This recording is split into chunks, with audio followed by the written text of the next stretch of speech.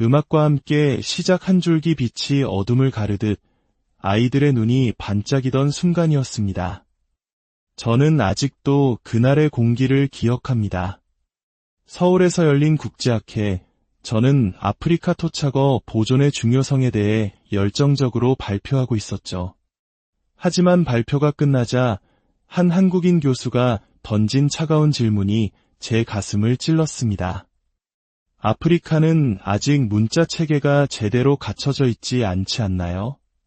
대부분 구전 문화일 텐데요. 순간 제 조상 대대로 이어져 온 지혜와 역사가 한순간에 무시당하는 기분이었습니다. 더 충격적인 것은 주변의 다른 학자들이 고개를 끄덕이며 동조하던 모습이었죠. 그날 이후 제게 한국은 무관심과 편견의 나라, 그 이상도 이하도 아니었습니다. 하지만 몇 년 뒤, 저는 제 눈을 의심하게 되는 기적과 같은 장면을 목격합니다. 아프리카 세네갈의 작은 마을, 아이들이 한글로 자신들의 언어인 월로프어를 쓰고 있었습니다. 그 글자를 읽으며 희망으로 반짝이는 아이들의 눈빛을 보았을 때 저는 깨달았습니다. 프랑스어라는 보이지 않는 감옥에 갇혀있던 우리 아이들이 600년 전 조선의 한 위대한 임금이 만든 문자로 해방되고 있었다는 사실을 말입니다. 어떻게 이런 기적이 가능했을까요? 오늘 아프리카의 작은 마을에서 피어난 한글의 위대한 여정, 그 모든 이야기를 여러분께 들려드리고자 합니다. 이 기적과도 같은 이야기가 더 널리 퍼져나갈 수 있도록 잠시 시간을 내어 좋아요와 구독을 눌러주시면 정말 큰 힘이 됩니다. 여러분의 작은 클릭 하나가 아프리카의 또 다른 아이들에게 희망의 씨앗을 전하는 나비 효과가 될 수 있습니다. 제 이름은 리디아 응카모, 세네갈 출신의 언어학자입니다. 솔직히 고백하자면 제게 한국은 그다지 좋은 기억으로 남아있지 않았습니다. 2019년 서울국제언어학회에서 겪었던 일은 제 마음에 깊은 상처를 남겼습니다. 제 발표에 대한 한국인 교수의 질문은 단순한 무지를 넘어 아프리카 대륙 전체를 미개한 곳으로 여기는 듯한 오만함이 느껴졌기 때문입니다. 그 순간 느꼈던 뜨거운 분노와 모멸감은 쉽게 잊히지 않았습니다. 아시아의 선진국이라 자부하지만 결국 그들 역시 서구의 시선으로 우리를 재단하는 또 다른 나라일 뿐이라고 생각했습니다. 하지만 진짜 문제는 제 고향 세네갈에 있었습니다. 2022년 수도 다카르에서 200km 떨어진 제 고향 마을 은고르에서 교육봉사를 시작했을 때 저는 참담한 현실과 마주해야 했습니다. 12살 소년 바카리가 제게 물었습니다. 선생님, 왜 우리는 우리말로 공부할 수 없어요? 바카리는 집에서 할머니와 또 친구들과는 월로프어로 이야기합니다. 하지만 학교에 들어서는 순간 모든 것이 프랑스어로 바뀝니다. 아이는 생전 처음 듣는 단어들 속에서 길을 잃고 헤맸습니다. 제가 교과서에 적힌 르카레, 즉 정사각형을 가리키자 아이는 고개를 갸웃거렸습니다. 하지만 제가 월로프어로 네모난 모양이라고 설명하자 바카리의 눈이 환하게 빛났습니다. 아, 그거요. 그 순간 저는 깨달았습니다. 언어는 단순한 소통의 도구가 아니었습니다. 그것은 한 민족의 숨결이자 생각의 뿌리였습니다. 우리 민족이 일제강점기 시절 일본어 사용을 강요받으며 우리말과 글을 지키기 위해 얼마나 처절하게 싸워왔는지 역사를 통해 알고 있습니다. 지금 제 고향 아이들이 처한 상황이 바로 우리 민족이 겪었던 아픔과 너무나도 닮아 있었습니다. 마을의 원로이신 마두 할아버지는 오래전 우리 조상들이 아랍 문자를 빌려 월로프어를 표기했던 아자미 문자가 있었지만 프랑스 식민 지배자들이 그것을 금지하고 오직 프랑스어만이 문명인의 언어라고 가르쳤다고 했습니다. 독립한 지 60년이 넘었지만 우리는 여전히 프랑스어라는 보이지 않는 감옥에 갇혀 있었던 것입니다. 저는 사촌 마리암과 함께 작은 공부방을 열어 아이들에게 월로프어로 수학과 과학을 가르치기 시작했습니다. 변화는 놀라웠습니다. 바카리는 분수의 개념을 단숨에 이해했고 8살 나디아는 난생 처음으로 자기 이름을 쓸 수 있게 되었습니다. 아이들의 눈빛은 배움의 즐거움으로 가득 찼습니다. 하지만 그 기쁨은 오래가지 못했습니다. 3개월 후 세네갈 교육부로부터 날아온 공문 한 장이 모든 것을 멈추게 했습니다. 비인가 교육활동 즉시 중단 명령. 저는 수도 다카르로 달려가 프랑스 소르본 대학 출신의 엘리트인 교육부 장관을 만났습니다. 그는 말했습니다. 응카모 박사, 당신의 열정은 이해하지만 우리나라의 교육정책은 프랑스어 통합교육입니다. 국제사회에서 경쟁하려면 프랑스어는 필수입니다. 프랑스권 담당 장관의 말은 더욱 충격적이었습니다. 박사님, 솔직히 토착어 교육은 시대착오적입니다. 아시아의 문자인 한글로 아프리카 언어를 쓴다는 게 가당키나 합니까? 그 순간 저는 분노했습니다. 장관님, 한국은 식민지 시절 자신들의 언어와 문자를 지키기 위해 목숨을 걸고 저항했던 나라입니다. 지금 우리가 프랑스어의 굴레에 갇혀 있는 것과는 정반대의 길을 걸어온 민족입니다. 하지만 그는 코웃음을 치며 저를 감정적인 사람으로 몰아붙였습니다. 가장 가슴 아팠던 것은 우리 스스로가 우리 언어를 부끄럽게 여기고 있었다는 사실입니다. 식민 지배는 끝났지만 우리의 정신을 지배하는 마음속 식민지는 여전히 계속되고 있었던 것입니다. 결국 정부는 경찰을 동원해 저희 공부방을 강제로 폐쇄했습니다. 교재들을 압수당하고 아이들은 우는 얼굴로 그 모습을 지켜봐야 했습니다. 바카리가 제게 물었습니다. 선생님, 우리가 뭘 잘못했어요? 마을 사람들마저 등을 돌렸습니다. 정부와 맞서지 말라며 아이들의 미래를 망치지 말라며 저를 비난했습니다. 그날 밤 저는 홀로 책상에 앉아 절망에 빠졌습니다. 한국인들은 어떻게 그 모진 언어 말살 정책을 이겨냈을까? 무엇이 그들로 하여금 자신의 문자를 끝까지 지켜내게 했을까? 답을 알 수 없는 질문들 속에서 저는 이 프랑스어라는 감옥에서 우리 아이들을 구해낼 방법을 찾지 못한 채 깊은 어둠 속으로 가라앉고 있었습니다. 그때는 미처 몰랐습니다. 제가 편견을 가졌던 바로 그 나라, 한국이 우리에게 진정한 해답을 가져다줄 줄은 말입니다. 공부방이 폐쇄된 후 은고르 마을은 생기를 잃었습니다. 아이들은 다시 알아들을 수 없는 프랑스어 수업 속에서 좌절해야 했습니다. 월로프어로 분수를 완벽하게 이해했던 바카리는 다시 수학 바보가 되었고 겨우 자기 이름을 쓰게 되었던 나디아누스는 법을 잊어버렸다고 고개를 저었습니다.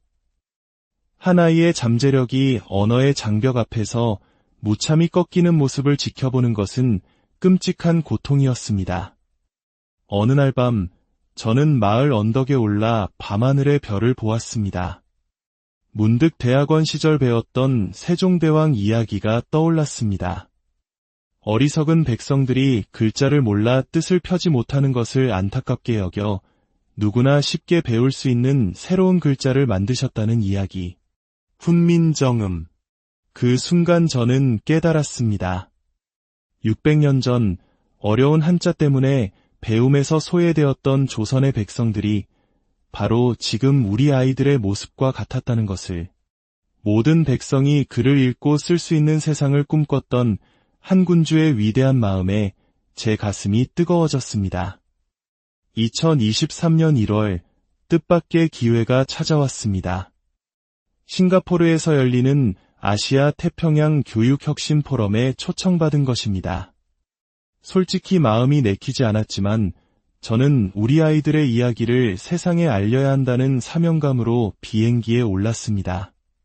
그리고 그곳에서 제 인생을 바꿀 운명적인 만남이 기다리고 있었습니다. 한글을 활용한 소수 언어 보존 및 문해 교육 프로젝트. 발표자는 한국인 한서진 교수였습니다. 저는 또다시 편견에 사로잡혀 큰 기대를 하지 않았습니다. 하지만 그가 스크린에 띄운 첫 슬라이드를 보는 순간 제 심장이 멎는 듯했습니다. 안녕하세요라는 한글 아래 한글로 표기된 원로프어 인사말 나감 대프가 적혀 있었습니다. 한서진 교수는 설명했습니다. 한글은 소리 글자이기에 세상의 어떤 언어든 그 소리 나는 대로 표기할 수 있습니다. 아프리카 언어의 성조 또한 특별한 부호를 추가하면 완벽하게 기록할 수 있습니다. 저는 손을 번쩍 들고 물었습니다. 정말로 모든 아프리카 언어가 한글로 표기 가능합니까? 그는 미소 지으며 답했습니다. 물론입니다. 저희는 이미 3년간 서아프리카 현지에서 월로프어, 풀라어, 만딩고어의 한글 표기 체계를 성공적으로 개발했습니다. 이것이 바로 우리가 찾던 해답이었습니다. 프랑스어나 아랍 문자를 빌려 쓰는 것이 아닌 우리 언어의 소리를 가장 정확하게 담아낼 수 있는 새로운 문자 체계. 한서진 교수는 축복을 뜻하는 월로프어 단어 바라케를 한글로 쓰며 말했습니다. 600년 전 세종대왕께서 훈민정음을 창제하신 철학이 바로 이것입니다. 모든 백성이 쉽게 배울 수 있는 문자. 그 위대한 정신이 21세기 아프리카에서 다시 꽃피고 있습니다. 발표가 끝나자마자 저는 그에게 달려갔습니다. 그와 그의 딸이자 한국교육부 협력 담당관인 한지훈 과장과의 대화를 통해 저는 이 프로젝트가 단순한 기술 지원이 아님을 알게 되었습니다. 그것은 백성을 향한 사랑이라는 세종대왕의 철학을 잇는 인류애의 실천이었습니다. 박사님, 우리가 함께 해보면 어떨까요? 작은 시범 프로젝트부터 시작해서 성과로 증명해 보이는 겁니다.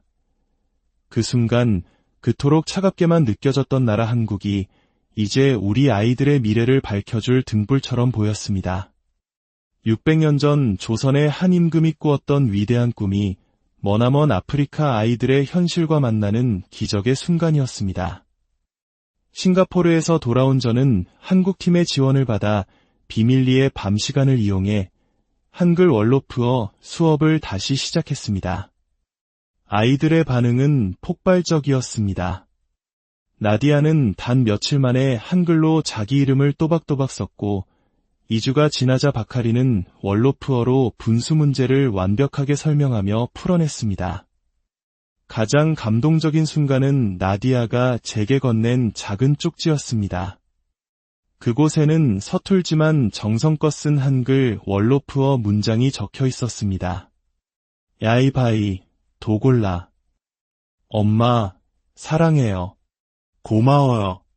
태어나 처음으로 글자를 통해 엄마에게 사랑을 전한 것입니다. 그 편지를 받고 눈물을 흘리던 나디아 어머니의 모습을 저는 평생 잊지 못할 것입니다. 소문은 빠르게 퍼져나갔습니다. 마을의 종교 지도자이신 세이크 우마르께서 수업을 참관하러 오셨습니다. 처음에는 경계하던 그분은 아이들이 한글로 이슬람 경전인 꾸란의 구절을 월로프어로 번역해 쓰는 모습을 보고는 감탄을 금치 못했습니다. 알라후 아크바르. 이 문자는 신이 내린 축복입니다. 우리 아이들이 신앙과 배움을 동시에 키울 수 있게 하는군요. 그는 공개적으로 한글 교육 지지를 선언했습니다. 상상력이 풍부했지만 프랑스어로는 한 문장도 쓰지 못했던 아이, 이사크는 월로프어로 바오바브 나무와 소년이라는 짧은 소설을 써왔습니다. 한글이라는 날개를 달자 아이의 잠재력이 폭발한 것입니다. 시장에서 장사하시던 아주머니는 한글로 장부를 쓰기 시작했고 더 이상 누구에게도 사기를 당하지 않는다며 환하게 웃으셨습니다. 단 3개월 만에 우리 마을 아이들의 수학 점수는 평균 35점에서 68점으로 과학 점수는 28점에서 61점으로 수직 상승했습니다. 하지만 점수보다 더 기뻤던 것은 아이들이 되찾은 자신감과 배움의 즐거움이었습니다. 바카리는 제게 말했습니다. 선생님, 이제 공부가 재미있어요. 우리말로 생각하니까 머리가 맑아져요. 2023년 8월, 마침내 한국에서 10명의 전문가로 구성된 정식 지원단이 도착했습니다. 그들은 최신 AI 학습 태블릿과 태양광 충전 시설을 가져왔지만 더 놀라운 것은 그들의 마음가짐이었습니다. 한서진 교수는 마을 사람들 앞에서 이렇게 말했습니다. 우리는 여러분을 가르치러 온 것이 아닙니다. 함께 배우러 왔습니다. 그는 월로프어로 번역된 훈민정음 서문을 읽으며 백성을 사랑했던 세종대왕의 마음을 전했습니다. 한국팀은 기술만 전수하는 것이 아니라 현지 교사들을 훈련시켜 우리 스스로 교육 시스템을 운영할 수 있도록 도왔습니다. 물고기를 주는 것이 아니라 물고기 잡는 법을 가르쳐주는 진정한 동반자 정신이었습니다. 저는 한서진 교수에게 과거 서울에서 받았던 상처를 솔직하게 털어놓았습니다. 그는 진심으로 사과하며 말했습니다. 그런 일이 있었다니 정말 죄송합니다. 문자는 모든 민족이 자신의 언어로 배울 수 있는 기본적인 권리입니다. 우리는 진심으로 여러분을 존중합니다. 그의 딸 한지윤 과장은 덧붙였습니다. 박사님, 오히려 우리가 배운 것이 더 많습니다. 아프리카의 공동체 정신과 어른을 공경하는 문화를 보며 우리 한국 사회가 잃어버린 소중한 가치들을 다시 생각하게 되었습니다. 저는 깨달았습니다. 한국은 단순히 기술을 파는 나라가 아니었습니다. 인간의 존엄성과 배움의 권리를 믿는 위대한 철학을 가진 동반자였습니다. 세종대왕의 600년 전 꿈이 21세기 아프리카에서 그의 후손들의 손으로 실현되고 있었습니다. 그리고 2년이 흘렀습니다. 은고르 마을은 완전히 달라졌습니다. 우리 마을의 문해율은 78%에서 18%로 급격히 떨어졌고 이는 전국 평균을 훨씬 밑도는 기적적인 성과였습니다. 이제 15살이 된 바카리는 3,000개의 단어가 수록된 월로프어 한글 사전을 직접 편찬하여 세네갈 전역에 보급하는 젊은 학자가 되었습니다. 자기 이름도 쓰지 못했던 나디아는 한글로 쓴 내 마음이라는 시집을 출간한 꼬마 시인이 되었습니다. 그리고 소설가 이사크는 바오바브 나무의 꿈이라는 장편 소설로 세네갈 청소년 문학상을 수상했습니다. 이 기적은 뉴욕은 본부에까지 알려졌습니다. 저는 세네갈 대표로 193개국 교육 관계자들 앞에서 우리 마을의 성공 사례를 발표했습니다. 존경하는 대표 여러분, 600년 전 조선의 세종대왕께서 꿈꾸셨던 세상, 모든 백성이 그를 통해 자신의 뜻을 펼치는 세상이 지금 21세기 아프리카에서 실현되고 있습니다. 한글이라는 과학적인 문자와 한국의 교육 기술, 그리고 무엇보다 인간을 존중하는 그들의 위대한 철학이 우리 아이들에게 진정한 배움의 자유를 선물했습니다. 발표가 끝나자 기립박수가 터져나왔습니다. 가나, 나이지리아, 케냐 등 아프리카 각국 대표들이 제게 몰려와 자신들의 나라에도 이 프로그램을 도입하고 싶다고 요청했습니다. 이제 한글 월로프어 교육은 세네갈을 넘어가나 부르키나파소, 말리로 퍼져나가고 있습니다. 얼마 전 우리 마을에서는 특별한 합창이 울려 퍼졌습니다. 감사합니다. 세종대왕님. 감사합니다. 한국. 아이들의 맑은 목소리가 바오바브 나무 사이로 퍼져나가는 것을 들으며 저는 확신했습니다. 한글은 이제 한국만의 문자가 아니라 전 인류에게 희망을 주는 문의 해방의 도구가 되었다는 것을. 600년 전 한 위대한 군주의 애민정신이 담긴 꿈이 21세기 대한민국 사람들의 헌신과 기술을 통해 지구 반대편 아프리카에서 새로운 희망의 꽃으로 활짝 피어나고 있었습니다. 오늘의 이야기가 여러분의 마음에 깊은 울림을 주었기를 바랍니다. 시청자 여러분의 삶에도 지식의 빛과 따뜻한 행복이 늘 함께하기를 진심으로 기원하며 오늘 이야기를 마치겠습니다. 끝까지 시청해주셔서 진심으로 감사합니다.